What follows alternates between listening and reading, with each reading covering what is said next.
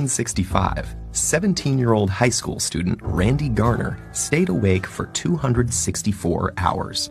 That's 11 days to see how he'd cope without sleep. On the second day, his eyes stopped focusing. Next, he lost the ability to identify objects by touch. By day 3, Garner was moody and uncoordinated. At the end of the experiment, he was struggling to concentrate, had trouble with short-term memory, became paranoid, and started hallucinating. Although Garner recovered without long-term psychological or physical damage, for others, losing shut-eye can result in hormonal imbalance, illness, and in extreme cases, death. We're only beginning to understand why we sleep to begin with, but we do know it's essential. Adults need 7 to 8 hours of sleep a night, and adolescents need about 10. We grow sleepy due to signals from our body telling our brain we are tired, and signals from the environment telling us it's dark outside. The rise in sleep-inducing chemicals like adenosine and melatonin send us into a light doze that grows deeper, making our breathing and heart rate slow down and our muscles relax. This non-REM sleep is when DNA is repaired and our bodies replenish themselves for the day ahead. In the United States, it's estimated that 30% of adults and 66% of adolescents are regularly sleep-deprived. This isn't just a minor inconvenience. Staying awake can cause serious bodily harm. When we lose sleep, learning, memory, mood, and reaction time are affected. Sleeplessness may also cause inflammation, hallucinations, high blood pressure, and it's even been linked to diabetes and obesity. In 2014, a devoted soccer fan died after staying awake for 48 hours to watch the World Cup.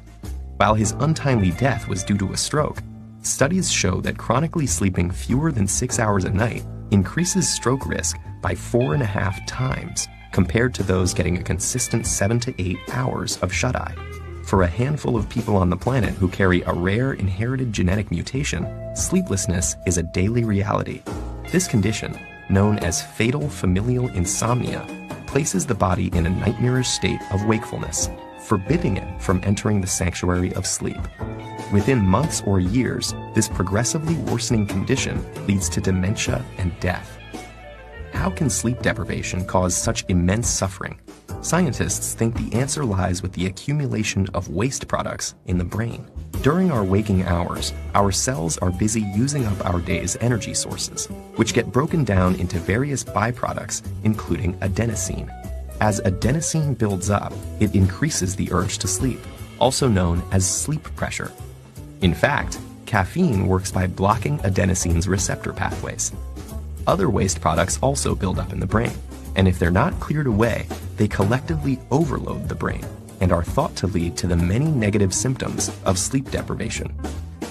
So what's happening in our brain when we sleep to prevent this? Scientists found something called the glymphatic system, a cleanup mechanism that removes this buildup and is much more active when we're asleep.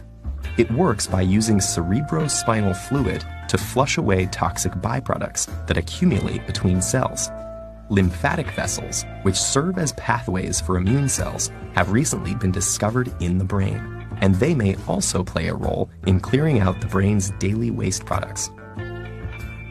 While scientists continue exploring the restorative mechanisms behind sleep, we can be sure that slipping into slumber is a necessity if we want to maintain our health and our sanity.